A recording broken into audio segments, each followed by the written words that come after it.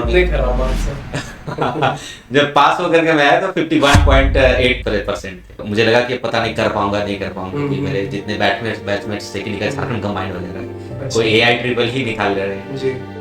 Sacrifices तो बहुत करनी पड़ी है, नो डाउट, क्योंकि समय का अभाव तो था, क्योंकि काम कर रहा था और तैयारी भी कर रहा था। जो मुझे रिसेंटली याद आता है वो था मेरी दीदी की एंगेजमेंट थी, मेरे से जो जस्ट बड़ी दीदी है उसकी एंगेजमेंट जी। थी। अब मैं यहाँ धर्म संकट में पड़ गया था कि मैं तैयारी करूँ कि उधर जाऊँ। जी। और मुझे अल्टीमेटली हाँ। दिल पे पत्थर रख करके बोलना पड़ा अपनी दीदी को कि जी। मैं, चूंकि एग्जाम की तैयारी चल रही है मेरी, हम्म। तो मैंने उससे कहा कि मैं अभी समय नहीं दे पाऊंगा। तो आपने क्या कोई बैकअप प्लान अपना लेकर रखा था कि हाँ अगर ये नहीं हुआ तो फिर मैं ये करूंगा, या फिर अगर मेरा करियर को देखिएगा हम्म। तो पाइएगा कि जेपीएससी मेरा बैकअप प्लान था। अच्छा। हेलो एवरीवन, आज हमारा ये 4th एपिसोड है और हमारे साथ 11 to 13 जेपीएससी क्वालिफाइड कैंडिडेट और इन्होंने 7 to 10th जेपीएससी भी क्वालिफाई किया था, जिनका नाम है नवीन कुमार बारा। इनका 7 to 10th में 217 रैंक के साथ इन्होंने झारखंड एजुकेशन सर्विस और 11 to 13th में 283 रैंक के साथ झारखंड एडमिनिस्ट्रेटिव सर्विस क्वालिफाई किया है। आज हमारे पास ये एज ए डिप्टी कलेक्टर बनकर आए हैं। मैं वेलकम करूंगा अपने एपिसोड में आपको। थैंक यू सो मच अभिनव यहाँ बुलाने के लिए। जी, कैसा फील कर रहे हैं आप? फीलिंग तो बढ़िया है, क्योंकि लास्ट जेपीएससी निकाला था और मन था कि एडमिनिस्ट्रेटिव सर्विस में आऊँ, तो जी। खुशी होगी। कभी जब आप तैयारी कर रहे थे उस टाइम पे कभी आपको विश्वास था कि ये डुएबल है या मेरे से हो पाएगा ये एग्जाम? हाँ, एक्चुअली जब मैंने पीटी का एग्जाम दिया और उसके बाद जब मैं घर आकर के क्वेश्चंस के आंसर्स मिला रहा था, तब जब मैंने देखा कि मेरे काफी अच्छे मार्क्स आए, क्योंकि झारखंड वाले पेपर में मेरे अप्रोक्स 75 क्वेश्चंस मैंने देखा मेरे सही हो गए। जी। तो मुझे वही लगा कि मैं अब क्वालिफाई कर सकता हूँ, वही मेरा जो भरोसा आया अपने आप पे। आपकी जर्नी कहाँ से स्टार्ट हुई थी? हम लोग बिल्कुल बेसिक्स पे चलते हैं कि आपकी जर्नी स्टार्ट कहाँ से हुई? मैंने 10th तक की पढ़ाई सरस्वती विद्या मंदिर लोहरदगा से करी। अच्छा। उसके बाद मैं रांची आ गया। रांची में मैंने गौसर कॉलेज से साइंस में इंटर पास किया। जी। उसके बाद फिर हिस्ट्री ऑनर्स लेकर के जेवियर्स कॉलेज में एडमिशन लिया मैंने। वहां से फिर मैं दिल्ली चला गया और दिल्ली में मैंने मास्टर्स करा Ramjas college university of Delhi से। जी। उसके बाद फिर मेरा नेट जायरेक्ट क्वालिफाई हुआ और मुझे पढ़ाने का मौका मिला, तो मैंने संजय वेस्ट कॉलेज रांची निर्मला कॉलेज रांची में पढ़ाया। और फिर पीएचडी स्टार्ट करी, तो वहां पे एज ए रिसर्च स्कॉलर पढ़ाया। जी। और पीएचडी करते करते ही मेरी यहाँ जॉब लगी थी। अच्छा, 7 to 10 जेपीएससी। 7 to 10 जेपीएससी के टाइम पे आपने वो क्वालिफाई किया और उसमें आपको झारखंड एजुकेशन सर्विस जो है आपने सर्विस प्रोवाइड कर दिया। और आपने बताया कि आप साइंस बैकग्राउंड में थे। हाँ, इंटर में साइंस बैकग्राउंड से आप सिविल सर्विसेज में कैसे आए? मेरा एक्चुअली इंटर अगर साइंस था तो आर्ट्स में मैंने ग्रेजुएशन करा। तो वहाँ हमारे यहाँ शुरू में जो जिस तरह था कि अगर आपका मैट्रिक में अच्छा परसेंट आए तो आपको साइंस लेना चाहिए। जी।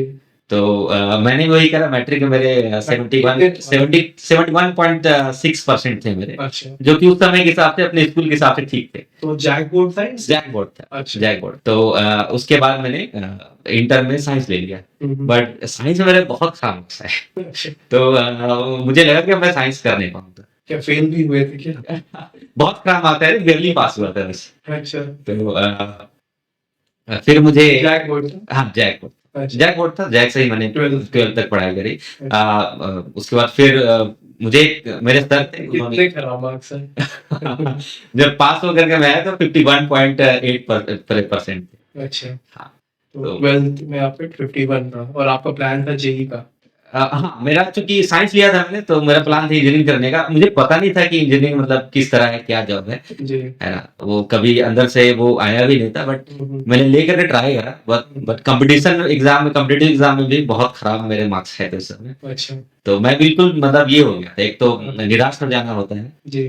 और उसके बाद फिर मुझे लगा कि पता नहीं कर पाऊंगा नहीं कर पाऊंगा, क्योंकि मेरे जितने बैचमेट्स थे कि निकल झारखंड कंबाइंड वगैरह कोई AI ट्रिपल ही निकाल रहे हैं। जी। तो फिर एक सर थे, उन्होंने मुझे सलाह दिया कि आप मतलब चेंज कर सकते हो, और उन्होंने मुझसे बात करा। तो गाइडेंस का यही मेरा रोल मुझे लगता है पहला था। जी। तो ये सर स्कूल में थे? नहीं, मैं ट्यूशन लेता था उनसे जब मैं इंटर में था तो। ओके। तो वहाँ पे मैं मैथ्स की क्लासेस लेता था उनसे। जी, तो वो ऐसे ही फ्रेंडली थे काफ़ी, तो मुझसे बात करते थे। जी, बहुत सारे लोग तो मैं भी कुछ बात करते रहता था, तो वो मेरे अप्रोच समझ गए। वो बोले, "कभी हिस्ट्री ट्राई करके देख।" जी। तो मुझे लगा कि मैं कर सकता हूँ। मैंने एप्लीकेशन भरा जेईई टीचर क्या पढ़ाते थे? मैथ पढ़ाता मैथ मैथ पढ़ाते थे पढ़ाता और उन्होंने हिस्ट्री के लिए आपको। हाँ, उन्होंने मुझे सजेशन किया कि तुम अगर नहीं अगर यहाँ हो पा रहा है, हाँ, हाँ। तो हिस्ट्री में जाओ या आर्ट्स में जाओ, और मेरा जैसे अप्रोच था, उन्होंने कहा कि हिस्ट्री ले सकते हो। अच्छा। लेकिन मैं ताजमहल घूम के आया था, तो मैंने बहुत अच्छे से बखान करा ताजमहल के बारे में उनको। ओह! तो उनको लगा कि ये लड़का इस मामले में बहुत इंटरेस्टेड है। अच्छा। तो उन्होंने कहा, तो मैंने माना उस बात को, और मुझे लगता है कि मेरे लाइफ का टर्निंग पॉइंट। इस बीच में बहुत सारे सैक्रिफाइसेस आपने किया होगा। हुँ। सैक्रिफाइसेस आपका एक पार्ट बन गया होगा हाँ। लाइफ का। क्या आपको सबसे ज़्यादा सैक्रिफाइसेस आपका फ़ील क्या हुआ और कैसे आपने वो चैलेंजेस हैंडल किया? सैक्रिफाइसेज़ तो बहुत करनी पड़ी है, नो डाउट, क्योंकि समय का अभाव तो था, क्योंकि काम कर रहा था और तैयारी भी कर रहा था। जो मुझे रिसेंटली याद आता है, वो था मेरी दीदी की एंगेजमेंट थी। मेरे से जो जस्ट बड़ी दीदी है, उसकी अच्छा। एंगेजमेंट थी। आप लोग कितने सिबलिंग्स हैं? मेरी 3 बड़ी दीदी है और मैं अच्छा। सबसे छोटा अच्छा। लड़का हूँ घर का। जी। और चूँकि अकेला लड़का हूँ, और तो एक्सपेक्टेशन भी ज़्यादा होती है ट्रेडिशनली जो जी, हमारी सोसाइटी जी, में। जी। तो उनका एंगेजमेंट, अच्छा। और एंगेजमेंट की जो तैयारी थी, उसका दायित्व तो मेरे ऊपर था पूरा। जी, अब मैं यहाँ धर्म संकट में पड़ गया था कि मैं तैयारी करूँ कि उधर जाऊँ। जी। और मुझे अल्टीमेटली हाँ। दिल पे पत्थर रख कर के बोलना पड़ा अपनी दीदी को कि जी। मैं, चूँकि एग्ज़ाम की तैयारी चल रही है मेरी, हुँ। तो मैं कब अभी सब आते हैं? 22 की बात है। अच्छा। 2022 की, जब मेरा जेपीएससी जब मेंस का रिज़ल्ट आया ना, उस समय की बात है। जी। तो मैंने उससे कहा कि मैं अभी समय नहीं दे पाऊँगा। तो अच्छा। आप खुद से मैनेज करवा लो किसी से बोल करके, जी, या तो खुद से किसी तरह मैनेज कर लो। जी। तो क्योंकि अभी मैं उतना ये समय नहीं दे पाऊँगा, बस मैं 1 दिन के लिए आऊँगा एंगेजमेंट वाले दिन पे, वो भी 2 घंटे के लिए आऊँगा। जी। तो घर की शादी, कोई बड़ी बहन की शादी में लड़का अनुपस्थित है, तो ये बड़ी बात हो जाती है। तो बिल्कुल। मुझे बहुत खराब लगा था उस समय कि हाँ। मैं नहीं कर पाता। राइट। बट फिर था कि अगर मैं उधर चला जाता हूँ और एग्ज़ाम ना निकले, तो वो लॉन्ग टर्म के लिए अच्छा हाँ, नहीं बिल्कुल, रहेगा। बिल्कुल। तो मैंने प्रायोरिटी डिसाइड करी कि, और मैं लकी हूँ कि मतलब इतना अंडरस्टैंडिंग फैमिली है हमारी। हुँ, हुँ। अब खुश है फैमिली? अब बहुत खुश है। बहुत खुश है। जी। आपने पहले एजुकेशन सर्विस चूज़ किया, फिर आप एडमिनिस्ट्रेटिव में आ गए। हुँ, हुँ। तो अब डिफरेंस क्या है? मतलब कि एजुकेशन और एडमिनिस्ट्रेटिव में आपको क्या डिफरेंस लगता है? और बहुत लोगों को पता नहीं है कि जेपीएससी में ऐसा भी कुछ पोस्ट है, हुँ, हुँ। जिसमें आप एजुकेशन सर्विस में जा सकते हैं। क्या एग्ज़ैक्टली ये पोस्ट है? क्योंकि आप कुछ टाइम वर्क भी किए हैं, हुँ, आपने जॉइन भी किया है एजुकेशन, फिर 2025 में आप हुँ, एडमिनिस्ट्रेटिव में आए। हुँ।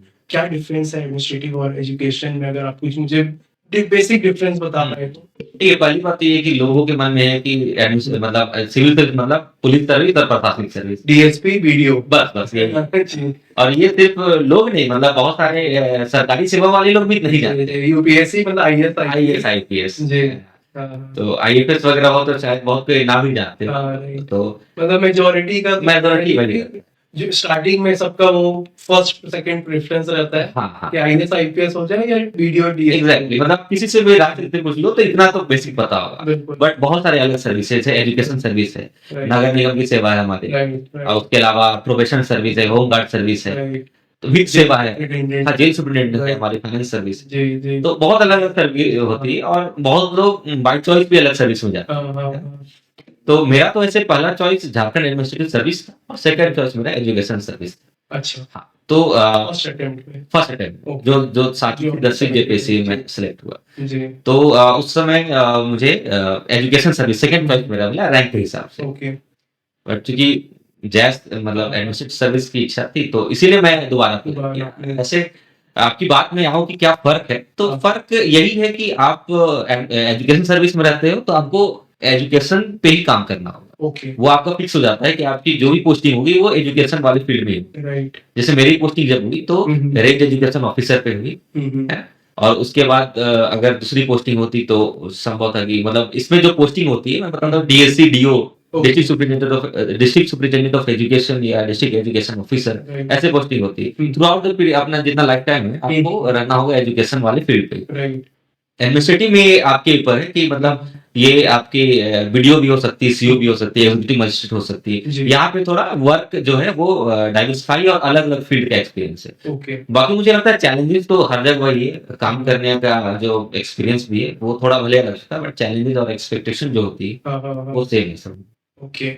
आप वर्किंग मेंबर थे, हुँ। जैसे कि आपने बताया कि आपने कॉलेज में आप एज अ प्रोफेसर हुँ। जो है, और टाइम कैसे आप फिर मैनेज कर पाते थे, क्योंकि वर्किंग के साथ साथ अपना तैयारी क्या पॉसिबल है, और अगर है तो कैसे?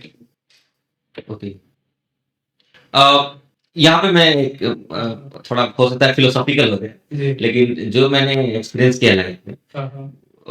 तो मैं एक चीज़ तो बहुत ही श्योर हूँ, मुझे लगता है ये सच्चाई है, ट्रुथ है हमारी, हुँ। कि हम सबके पास रिसोर्सेज़ अलग हो सकते हैं, जी, है ना? अलग बैकग्राउंड से हम लोग हो सकते हैं जी। या बहुत सारी चीज़ों में क्षमताएँ अलग हो सकती हैं, बट 24 घंटा सबके पास, जी, सबके पास 24 ही घंटा। जी। तो मैंने उसी 24 घंटे को बस ये करा कि मैंने एक मैप करा अपना जी। 24 घंटा को, हाँ, कि मैं कितना समय कॉलेज में दे रहा हूँ ठीक या है। कितना समय अपने रिसर्च में दे रहा हूँ हाँ, और हाँ। उसके बाद मेरे पास कितने समय बच रहे हैं। ओके। जब मैंने मैप जब करा तो मुझे समझ में आया कि दिन में 2-3 घंटे तो मेरे ऐसे हैं जो मैं शायद या तो मूवी देखने में निकाल देता हूँ या फिर कुछ ऐसे खाली काम में लग राइट, जाता हूँ।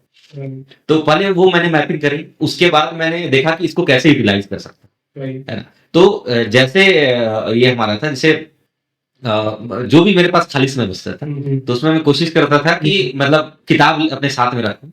जैसे मैं घर भी कभी जाता था कॉलेज से छुट्टी के बाद अगर मैं ट्रेन वगैरह में उसमें यूजुअली ट्रेन में सफ़र करना स्टार्ट कर दिया क्योंकि ट्रेन में 1 घंटा का समय मिलता है पढ़ने के लिए। बाइक से जाता था तो बाइक में वो मेरा समय लग जाता था। राइट। अब बाइक से भी जाता था तो कोशिश करता था ट्रेन ही कि आप पढ़ सकते हैं। हाँ, तो बाइक में हो नहीं पाता था फिर तो घर लोहरदगा जाते घर लौटने का ऑप्शन था। तो वो समय निकाला, जी। उसके बाद जब मैं घर से वापस कॉलेज से वापस आता था, तो 1 घंटा का आधा घंटा का थोड़ा रेस्ट करके फिर मैं पढ़ने पे लग जाता था। अच्छा। तो टाइम मैनेजमेंट मैंने करा और मुझे लगता है कि वही मेरे लिए ये हुआ। तो आपको क्या लगता है कितना टाइम ज़रूरी है तैयारी करने के लिए? बहुत लोग बोलते हैं 5 घंटे, 8 घंटे, 10 घंटे, तो मुझे नहीं लगता आपके पास उतना टाइम होता हाँ, होगा। नहीं था। तो आपने कितना, मतलब एक नॉर्मली आपने रूटीन बेसिस पे कितने देर आपने तैयारी मैं पर डे? हाँ, मैं पर डे जो था पर डे वो कितने आवर्स में हो गया? मैं 4 से 5 घंटे अपना समय निकालता था। 4 टू 5 आवर्स में हो सकता वो तब जब मैं या तो क्लासेस लेता था, चूँकि मैं उस समय पीएचडी कर रहा था, तो क्लासेस लेता था, रिसर्च करता था, उसके बाद का बस मैं बता रहा हूँ। है? राइट। जिस दिन मेरी छुट्टी होती थी, तो क्लासेस का जो समय है क्लास लेने का, वो मैं पढ़ाई में देता था। तो होता था उस दिन मैं 12 घंटे पढ़ लेता था। अच्छा, मतलब जैसा आपका शेड्यूल है जैसा उसके शेड्यूल है। अकॉर्डिंग आप फ्री टाइम बिल्कुल, बिल्कुल। अपना तैयारी कर लेते हाँ, थे। तो और ये डुएबल है, मतलब कि आप साथ ही साथ जॉब करें और साथ ही साथ तैयारी करें, तो ये डुएबल है जो ये ड्यूरेबल है। हाँ, जो लोग अभी भी जॉब कर रहे होंगे या फिर अभी भी तैयारी कर रहे हैं, मतलब सोच रहे हैं जॉब के साथ-साथ, तो उनके लिए ये आपका एक एग्ज़ाम्पल काफ़ी अच्छा है कि वो तैयारी कर सकते हैं। हाँ, वो कर सकते हैं। बस डिस्क्लेमर मैं ये बोलना हाँ, चाहूँगा जी। कि मैंने अपने जेपीएससी की तैयारी करने से पहले ही कुछ ऐसे चीज़ों में मतलब हाथ आज़माया था, जो मुझे जेपीएससी में काम आया। जी। जैसे मास्टर्स के बाद मैंने कंटेंट राइटिंग करा था एक जी। एक इंस्टीट्यूशन के लिए, जी। तो एक कंपनी के लिए। तो हाँ, बेसिकली वहाँ से मुझे वो नॉलेज काफ़ी ज़्यादा गेन हो गया हुँ, कि क्या-क्या चीज़ें पढ़नी है या किस-किस चीज़ों को बढ़ाना है। राइट। फिर मैं जेवीएस में जब पढ़ा रहा था, तो मैं हाँ, हाँ। झारखंड हिस्ट्री का पोर्शन पढ़ा रहा था, एक मेरा पेपर था वहाँ। जी, जी। तो वहीं से मेरा झारखंड हिस्ट्री बहुत स्ट्रॉन्ग हो गया था। ओके। तो यही कारण है कि मैं जब 4-5 घंटे पढ़ता था, हाँ, हाँ, हाँ। तो जितने समय मैंने तैयारी करी, जी। वो मैं कर पाया। ये लेकिन ऐसा नहीं है कि आदमी कोई भी नहीं कर सकता है। कोई कर सकता है, हो सकता है कि 2 महीना एक्स्ट्रा लगे, बट आप अगर वर्किंग हो और आप किया टाइम जा मैनेजमेंट सकता है। करो, तो बिल्कुल कर सकते हो। इसमें कोई राइट। दो राय नहीं। राइट, मतलब ये किया जा सकता है, और ऐसा नहीं है कि आपके पास कोई एक्सक्यूज हो। हुँ, आप आराम से इसको कर सकते हैं तैयारी, अगर आपको करना है तो फिर आप बिल्कुल, कैसे भी टाइम मैनेज कर सकते हैं। बिल्कुल। कहीं और से टाइम कट करना होगा, बट आप जैसे आपने बताया मूवी का टाइम और जो है जाने का आपने रूट अपना जो है ट्रेन से कर लिया। हाँ, तो ये थोड़ा कष्ट होता है, हाँ। बट वो अगर मैनेज कर पाओ, तो फिर सक्सेसफुल होने से रोक नहीं सकते। Correct, correct. तो आपने क्या कोई बैकअप प्लान अपना लेकर रखा था कि हाँ, अगर ये नहीं हुआ तो फिर मैं ये करूँगा, या फिर अ, कैसा प्लान था ओके। आपका इसकी तैयारी के साथ-साथ? अ, क्योंकि नॉर्मली स्टूडेंट्स होते हैं कि जो तैयारी करते हैं तो सो बैकअप प्लान बी, प्लान हाँ, सी लेकर चलते हैं, ये नहीं हुआ तो ये नहीं हुआ तो ये। तो क्या आपके पास वो कुछ बैकअप था? अगर मेरा करियर को देखिएगा तो हम्म। पाइएगा कि जेपीएससी मेरा बैकअप प्लान था। अच्छा। क्योंकि मैं ऑलरेडी टीचिंग फील्ड में था, मैं पीएचडी कर रहा था, मैं जी। जेआरएफ में स्कॉलर था। जी। तो बट मैंने जेपीएससी की तैयारी भी साथ साथ में रखी, तो मेरा बैकअप था, दोनों साथ साथ चल रहे थे। अच्छा, तो बैकअप आपका क्या, टीचिंग? पहले तो मैंने टीचिंग स्टार्ट करी, बट मेरे माइंड के में ये था कि मैं जेपीएससी करूँ। हाँ हाँ हाँ, तो ये आपको स्टार्टिंग से था कि बैकअप ही मेरा जेपीएससी है। हाँ, मेरे हाँ, लेकिन आपने तैयारी जो है आपने वो बैकअप के लिए जेपीएससी रखा, लेकिन आपने जो फ्रंट था वो टीचिंग था। एक्चुअली मैं जैसे बोल रहा हूँ ना कि हम्म। मैं ये तो अपने मेरे अगर करियर को देखिएगा तो पहले मैं टीचिंग में गया, बट जेपीएससी में। अच्छा, बट माइंड में था कि सिविल सर्विस करना है, करना जी। तो मेरे पास ऑप्शन दो थे कि अगर इधर ना हो तो मैं इधर तो चला ही जाऊंगा। राइट। और क्या स्टूडेंट्स को जनरली बैकअप रखना चाहिए या नहीं? मैं कहूंगा कि अगर आप सिविल्स की तैयारी कर रहे हैं जी। तो एक समय के बाद आपको बैकअप के लिए सोचना चाहिए। अच्छा। क्योंकि कई बार होता है कि जेपीसी से एग्जाम में हाँ, हाँ। 3-4 साल इवन जो हिस्ट्री रहा है हाँ हाँ तो जी। लग जाता है। जी। और अनफॉर्चुनेटली अगर आपका पहला टाइम नहीं निकलता तो हम्म। फिर 2 बार के लिए तो आप काफी ज्यादा आपका एज हो गया। राइट। तो अगर आप एक बार तैयारी अपनी कर लेते हैं, हाँ। अगर तैयारी को स्टार्ट करता है तो मैं सजेशन यही दूंगा कि पहले क्लासेस कंप्लीट करें या तैयारी कंप्लीट करें। उसके बाद क्योंकि आपको सिर्फ रिवीजन करना और वैलिडेशन का समय रह जाता है, तो वहां पे आप बैकअप के लिए सोच सकते हैं। आप चाहे तो किसी कोर्स में एडमिशन ले लीजिए, आपने हायर एजुकेशन पे जाए, वो सब कर सकते हैं। कोचिंग इंस्टीट्यूट के बारे में आप क्या बोलना चाहेंगे? मैं तो यही कहूंगा कि एजुकेशन में जब आप सॉरी अपने जब तैयारी कर रहा था तो कोचिंग इंस्टीट्यूशन से मैंने हेल्प तो ली। मैंने क्लासेस डायरेक्ट नहीं करी सब में, बट मैंने जब मॉक इंटरव्यू दिया या टेस्ट सीरीज दी तो मुझे हेल्प मिला। और जैसे चाणक्य जो है तो मुझे पर्सनल गाइडेंस भी मिला टीचर्स का, ओके। ये तो मेरे लिए बेनिफिशियल था। अच्छा, ये आपने मॉक दिया था? हाँ, यहाँ पे मैंने 7 to 10th में ये मेंस का आंसर राइटिंग भी करी थी अच्छा। और mock interview Chanakya scan? Chanakya से दिया था। ओके, और फिर इंटरव्यू फिर आपने 11 to 13? 11 to 13 का इंटरव्यू भी दिया था। इंटरव्यू में क्या एक्चुअली ट्रिकी क्वेश्चंस होते हैं या स्ट्रेट फॉरवर्ड क्वेश्चंस होते हैं जेपीएससी इंटरव्यू में? आपका क्या एक्सपीरियंस था? जो मेरा 7 to 10th का जो था वो तो मेरा स्ट्रेट फॉरवर्ड था। ओके। बट ये जो अभी मैंने दिया 11 to 13 का वो तो बहुत ट्रिकी थे, घुमाने वाले क्वेश्चन। कैसा ट्रिकी क्वेश्चंस होता है? मतलब हम लोग जैसा यूट्यूब में देखते हैं, सब लोग देखते हैं वैसा है या फिर? नहीं, वैसा नहीं था जैसे हम एक जो रील में आते हैं। वो पता नहीं यूपीएससी का मैं तो इंटरव्यू नहीं दिया, शायद उसके लिए सही हो सकते हैं, बट मेरा जो एक्सपीरियंस है वो वैसा ट्रिकी नहीं, बट वो आप कई बार क्लिक कर जाते हैं इंटरव्यूअर जो है। जैसे इस बार उन्होंने मुझसे मेरे जब बैकग्राउंड के बारे में पूछा तो हिस्ट्री में मेरा बैकग्राउंड था और मेरा हॉबीज भी थी बुक पढ़ना, मैंने बताया था। तो मुझे बुक्स को लेके काफी क्वेश्चन पूछे, बहुत डेप्थ में जाकर के पूछे। ओके। तो वो मतलब मुझे लगता है कि शायद वो बहुत ही ज्यादा मेरा इंटरव्यू जो था वो मेरे लिए भी, चूंकि मैं हिस्ट्री की बुक पढ़ने में इंटरेस्टेड भी हूँ, बट फिर भी ऐसे कई सारे क्वेश्चन है जो मैं नहीं कर पाया। 3 ऐसा पॉइंट्स जिससे स्टूडेंट्स को बचकर रहना चाहिए ड्यूरिंग देयर प्रिपरेशन। ओके, 3 ऐसे पॉइंट्स जिनसे बच के रहना। 3 ऐसा कुछ पॉइंट हो जिनको उनको ध्यान में नहीं होता है, बट उनको आपको एज अ सक्सेसफुल कैंडिडेट लगता है कि स्टूडेंट्स ये मिस्टेक करते हैं और इनको ये नहीं करना चाहिए। एक तो ये है कि नोट्स, एक खास कोचिंग का नोट्स जी। वो पढ़ लो, पास हो जाएंगे। क्योंकि मैं भी जब निकाला तो लोग मुझसे कह रहे थे अपना नोट दे दीजिए पास हो जाएंगे, मतलब नोट से पढ़ के मैं खुद भी नहीं पास होता था ना आप पढ़ पास। तो ये मिस्टेक नहीं करना। तो एक सिर्फ नोट पेपर से रहना, ये मिस्टेक नहीं होना चाहिए। ठीक है।